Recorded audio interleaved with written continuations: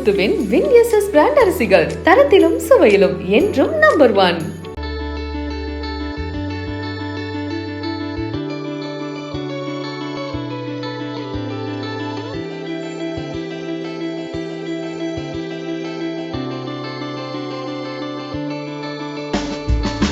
தமிழில் பம்பாய், இந்தியன், முதல்வன் போன்ற ஹிட் படங்களில் நடித்தவர் மனிஷா கொய்ராலா.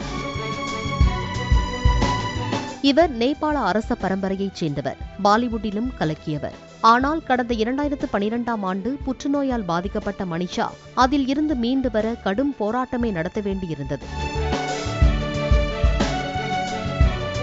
தற்போது புற்றுநோயில் இருந்து முற்றிலும் மீண்டுள்ள மனிஷா தனக்கு கடவுள் இரண்டாவதாக ஒரு வாழ்க்கை தந்துள்ளதாக தெரிவித்துள்ளார். தற்போது மீண்டும் படங்களில் நடிக்க தொடங்கியுள்ள மனிஷா ஹீரா மண்டி என்ற OTT தயாரிப்பு படத்தில் நடித்துள்ளார். மதுப்பழக்கம் உள்ளிட்ட வாழ்க்கையில் செய்த தவறுகள் காரணமாக தனக்கு புற்றுநோய் வந்ததாகவும் மனிஷா கூறியுள்ளார்.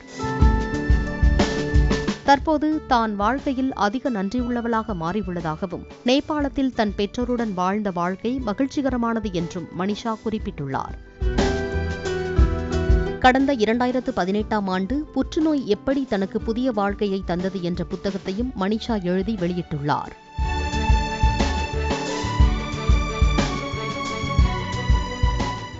காங்கயம் முத்துவின் வின்எஸ்எஸ் பிராண்ட் அரிசிகள் தரத்திலும் சுவையிலும் என்றும் நம்பர் 1.